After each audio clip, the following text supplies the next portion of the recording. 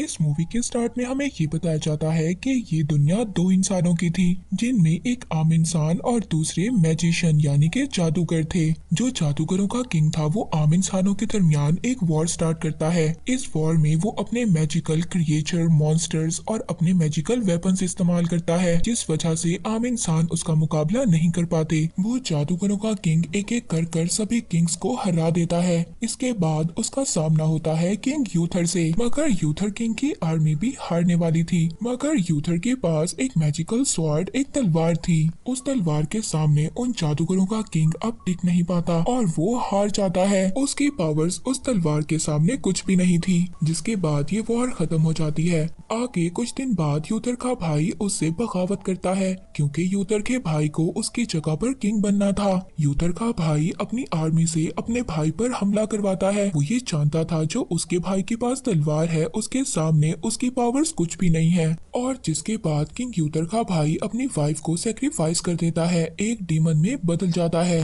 मगर इन सब बातों का किंग यूथर को पता चल गया था। मगर जैसे ही किंग यूथर अपनी वाइफ और अपने बेटे को लेकर जा रहे थे, तभी वहाँ पर नाइट डीमन आ जाता है। नाइट डीमन किंग यूथर की वाइफ क्वीन को मार देता है, मगर किंग यूथर अपने बेटे को एक बोट में बिठाकर दूर छोड़ देते हैं और खुद डीमन नाइट से फाइट करने लगते हैं। इसके बाद ये सीन यहीं पर खत्म हो जाता है। अब यहाँ पर हमें ये लगता है कि किंग यूथर मर चुके हैं। इसके बाद हम किंग यूथर के बेटे को देखते हैं, जो बोट में बैठकर लंदन सिटी में आ गया था। वहाँ पर कुछ लेडीज उसको अडॉप्ट कर लेती हैं और ऑर्फन हाउस में ले जाती हैं। दूसरी तरफ जो किंग यूथर का भाई था वो किंग बन चुका था और अब वो टावर भी बनना शुरू हो गया था, जहाँ से उन जादूगरों के किंग को पावर मिला करती थी। किंग यूथर का भाई भी ये पावर हासिल करना चाहता था, इस वजह से वो टावर को दोबारा से बनवा रहा था। किंग यूथर का भाई मैजिशियन कोई जादूगर नहीं था, मगर उसने अपनी लाइफ के बहुत सारे साल मैजिशियंस के साथ गुजारे थे, इसलिए अब वो भी मैजिक सीख रहा था। ऐसे ही देखते देखते 20 साल गुजर गए थे। किंग यूथर का भाई बहुत ही पावरफुल और बहुत बुरा किंग बन गया था। दूसरी तरफ किंग यूथर का बेटा आर्थर भी बड़ा हो गया था। उसका ज्यादातर बचपन चोर और लुटेरों में गुजरा था, इस वजह से वो बहुत ज्यादा शातिर और चालाक था। मगर वो बहुत ज्यादा जरूरतमंद लोगों की मदद किया करता था और साथ ही साथ छोटे मोटे इलीगल्स काम भी किया करता था। दूसरी तरफ हमें किंग यूथर का भाई दिखाया जाता है। अब उसका टावर भी कंप्लीट हो चुका था, मगर साथ ही उसके कैसल के पास जो नहर थी वो खुश्क हो गई थी। उसके आदमियों को वहाँ पर एक तलवार नजर आती है। वो तलवार एक इंसान के अंदर गड़ी हुई थी जो पत्थर का बना हुआ था। उस तलवार को बहुत सारे लोग निकालने की कोशिश कर रहे थे, मगर वो तलवार किसी से भी नहीं निकल रही थी। इवन कि वो तलवार यूथर के भाई से भी नहीं निकलती। अपने आसपास गांव से बहुत सारे लोगों को पकड़वाता है और फिर सबसे बारी बारी ये ट्राई करवाता है कि कौन इस तलवार को निकाल सकेगा। उधर दूसरी तरफ आर्थर की फाइट हो जाती है। यही देखकर सोल्जर अब आर्थर और उसके दोस्तों को भी पकड़ लेते हैं। ये सोल्जर्स इनको उसी बोट में बिठाकर ले जाते हैं।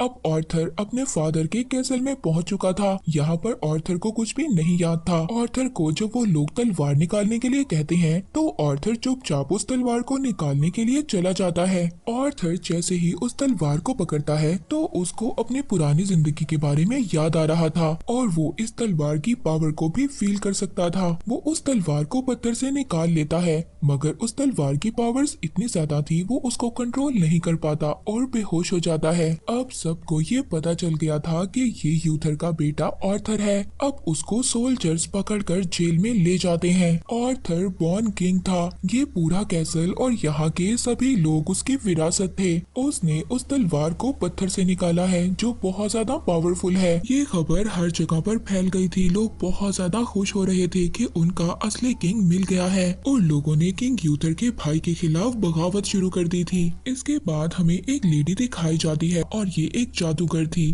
जेल में आर्थर के पास किंग यूथर का भाई आता है, पब्लिक के सामने ले जाने वाला था। वो आर्थर को धमकाता है और कहता है कि तुमने पब्लिक के सामने ये कहना है कि तुम किंग बनने के लायक नहीं हो, कहना है कि तुम इस तलवार को कंट्रोल नहीं कर सकते और अगर तुमने ऐसा ना किया तो हम तुम्हारे बाकी साथियों साथियों को मार देंगे। सभी लोग आर्थर किंग को देखने के लिए आए हुए थे। वो बहुत ज्यादा खुश थे। अब उसको कहा जाता है कि वो तलवार उठाकर अपनी पावर्स को दिखाए, मगर आर्थर ऐसा नहीं करता क्योंकि उसने अपने दोस्तों को बचाना था। किंग यूथर का भाई उसको वहाँ पर मारने के ऑर्डर्स दे देता है। तभी वहाँ पर वही मैजिकल लेडी मेज आ जाती है। वो अपनी पावर से सभी जानवरों को अपने कंट्रोल में ले लेती है और किंग यूथर के भाई की आर्मी पर अटैक करवा देती है। उसके बाकी आदमी आर्थर को छुड़वाते हैं और तलवार लेकर नदी में कूद जाते हैं और वहाँ से भाग जाते हैं।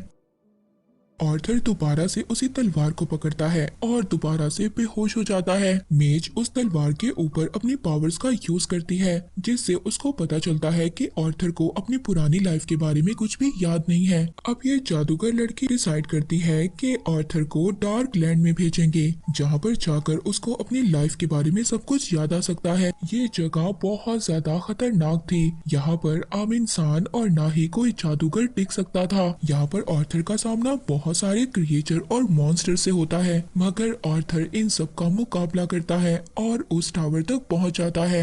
यहाँ पर आते ही वो तलवार चमकने लगती है और उस तलवार के चमकते ही आर्थर को अपनी पुरानी लाइफ के बारे में याद आने लगता है। और यहाँ पर फर्स्ट बात रिवील होती है। किंग यूथर ने जिस डीमन नाइट से फाइट की थी, किंग यूथर उस डीमन नाइट से फाइट में हार रहा था, मगर किंग यूथर ने अपनी आखिरी बाजी मारी थी। किंग यूथर ने उस तलवार को हवा में उड़ा दिया था और खुद उस तलवार के नीचे आ गया था, जिससे वो जादूगर स्कैलिबर तलवार उसको आकर लगी थी। पर किंग यूथर तो मर गया था और उसकी बॉडी पत्थर की बन गई थी। पत्थर का बनने के बाद वो पानी में गिर गया था और तब तक छोटा आर्थर भी बोट में बैठकर दूर चला गया था। इस वजह से किंग यूथर के भाई को वो तलवार उसी वक्त नहीं मिल पाई थी। अब जब ये सब कुछ आर्थर को पता चल जाता है तो वो तलवार चलाने की स्किल्स को भी सीख लेता है, मगर अभी भी वो इतना ज्यादा माहिर नहीं हुआ था। अब वो दोबारा से वापिस आता है। रास्ते में मेज इसको पूरी कहानी बताते हैं। वो बताती है पहले जादूगर और इंसान दोनों आराम से रहा करते थे, मगर फिर इनके दरमियान में वॉर स्टार्ट हो गई। वॉर भी किंग यूथर के भाई ने ही स्टार्ट करवाई थी, क्योंकि उसको एक पावरफुल किंग बनना था। वो एक मैजिशियन से मिल गया था, जहाँ पर उसने ये प्लान किया था कि वो दोनों मिलकर किंग यूथर को मार देंगे। उस जादूगर ने टावर की पावर्स को अनलॉक किया था और उसी टावर की पावर से वो हर जंग जीत रहा था। मगर आगे किंग यूथर ने पूरे मेज टावर को तोड़ दिया था, जिसमें उस जादूगर की सभी डार्क पावर्स थी। इसने ये तलवार यूथर के ब्लड के साथ अटैच कर दी थी, यानी कि पहले यूथर और फिर उसका बेटा और इससे आगे जो भी इनसे रिलेटेड होंगे उनको ये तलवार मिलेगी। वो लोग ये भी बताते हैं कि ये टावर जितना ज्यादा बड़ा होता जाएगा, किंग यूथर के भाई की पावर्स भी ज्यादा होती जाएंगी और अगर एक बार ये टावर कंप्लीट हो गया तो उसको इस तलवार से रोकना भी मुश्किल होगा। आर्थर और इसके लोग आगे जाकर एक और फैमिली से मिलते हैं। ये फैमिली ब्रिटेन फैमिली की सबसे ज्यादा पावरफुल फैमिली थी। इनके पास बहुत सारे वेपन्स थे, बहुत सारी आर्मी थी। आर्थर यहाँ पर बहुत ही चालाकी से इनको समझाता है कि वो किंग बनने के लिए तैयार है और अब ये लोग भी ये जान चुके थे कि आर्थर ही किंग है और अब इनका मेन प्लान ये था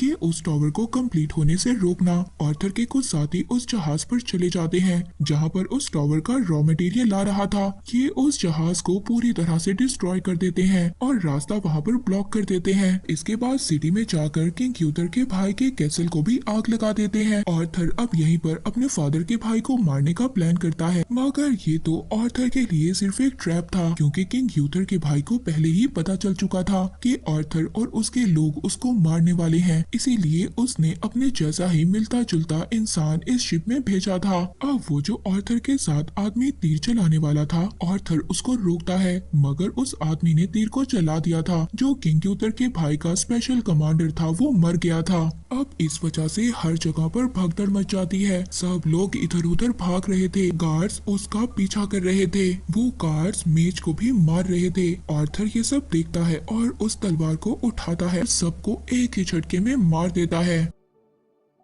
वहाँ पर जो किंग यूथर का भाई था वो आर्थर के एक साथी को पकड़ता है और उसी के सामने उसको मार देता है। आर्थर अपने सभी साथियों को एक बोट में ले जाकर एक सेफ जगह पर छोड़ता है, मगर इस इंसिडेंट के बाद आर्थर बहुत ज्यादा सैड हो गया था। उसने अपने एक दोस्त को खो दिया था और गुस्से में उस तलवार को पानी में फेंक देता है, मगर तभी लेडी ऑफ द लेक उस तलवार को पकड़ती है, यानी कि वो फेरी जो पानी में रहा करती थी वो उस तलवार को पकड़ती है और और आर्थर का हाथ पकड़कर पानी में ही ले जाती है। वो फेरी आर्थर को उसके फ्यूचर की एक झलक दिखाती है। अगर उसने इस तलवार की पावर्स को यूज कर अपने फादर के भाई को ना मारा तो क्या होगा, दुनिया में बहुत ज्यादा तबाही होगी। वो फेरी उसे मेज और इस तलवार पर भरोसा करने के लिए कहती है और फिर उसको वो तलवार पकड़ाती है। आर्थर जब इस विजन से बाहर आता है तो उससे कुछ आदमी मिलते हैं, उसको बताते हैं कि आर्थर तुम्हें अब सब लोग पसंद कर रहे हैं और यही नहीं, अब बहुत सारे लोग हैं जो तुम्हें सपोर्ट कर रहे हैं। वो चाहते हैं कि तुम उनका किंग बनो। आर्मी ने उसके लोगों पर अटैक कर दिया है। एक कमांडर था, वो कहता है कि मेज और तुम्हारे कुछ साथी अभी भी हमारे पास हैं। अगर आर्थर ने सरेंडर ना किया तो वो इन लोगों को मार देंगे।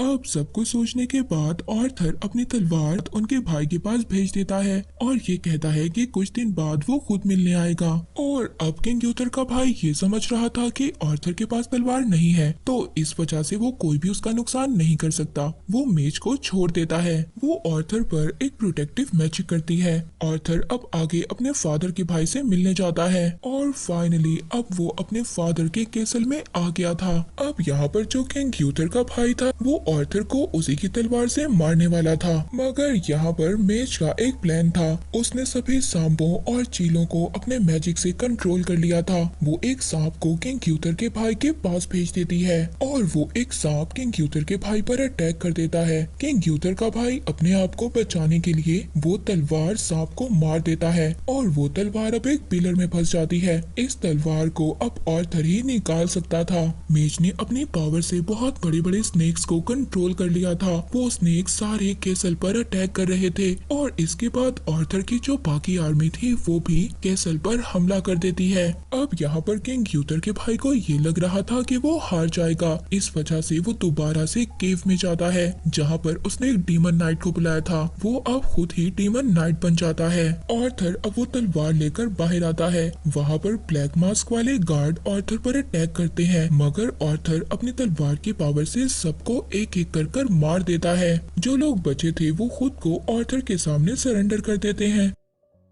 यहाँ पर जो उसके फादर का भाई था जो डिमोनिक बन चुका था वो बहुत ज्यादा पावरफुल था और वो आर्थर पर भारी पड़ रहा था। और यहाँ पर जैसे उसने किंग यूथर को मारा था वो इसी तरह सेम आर्थर पर भी अटैक कर रहा था। अब बेहोश हो गया था। वो डीमन नाइट आर्थर को सेम लाइन बोलता है जो उसने अपने भाई किंग यूथर को बोली थी, may be the swords belong to मी।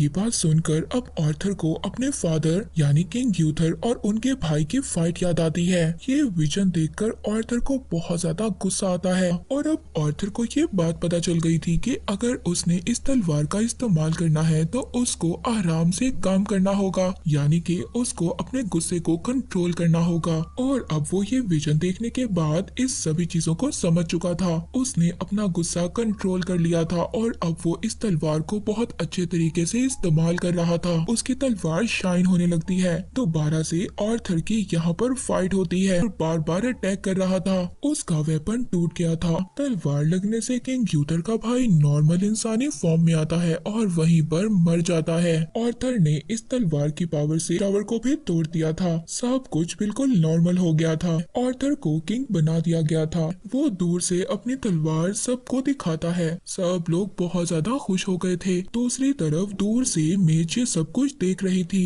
उसका काम कंप्लीट हो गया था। उस तलवार तक उसने उसके असली हकदार को पहुंचा दिया था। मूवी यहीं पर एंड हो जाती है।